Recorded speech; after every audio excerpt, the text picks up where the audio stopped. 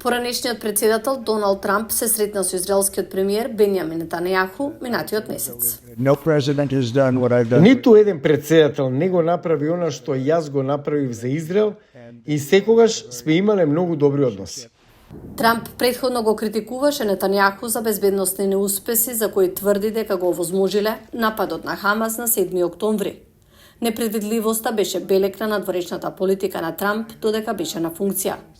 Еден аналитичар за Гласот на Америка изјави дека надворешно политичката платформа на Републиканската партија од 2024 година го одразува тоа.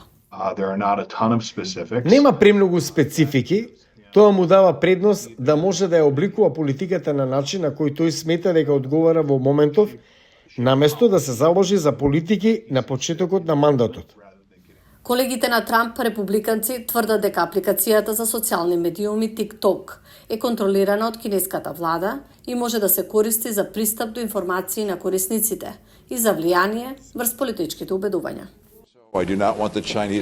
Не сакам кинеската комунистичка партија да добива лични податоци за нашите граѓани, ниту да има алгоритми кои би ширеле пропаганда во американската јавност.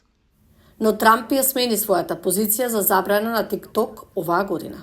Ќе го спасиме TikTok. Сакаа да го уништат. Значи, сите луѓе на TikTok гласете за Трамп. Трамп исто така го критикуваше НАТО, тврдејќи дека земите членки не го плаќаат својот дел за заедничка одбрана. Неговиот кандидат за подпредседател Џеј Ди Венс беше уште покритичен кон испраќањето пари од САД за помош на Украина. Да не ја збуниме храброста на украинските војници на теренот со фактот дека тие го имаат најкорумпираното раководство и влада во Европа и можеби најкорумпираното раководство на секаде во светот. Тоа е директно спротивно на лидерот на републиканците во Сенатот Мич Меконел, кој тврди дека помошта за Украина е суштинска за одбрана на демократијата во Европа.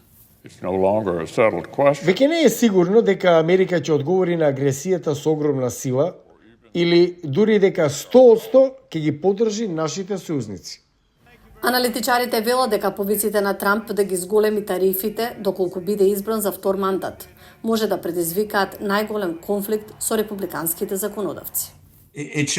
Тоа ја покажува трансформацијата на републиканската партија од 2016-та, бидејќи републиканците историски биле слободни трговци. Трамп вети дека ќе воведе најмалку 60% царини за Кина и 10% за увоз од други земји доколку биде избран повторно.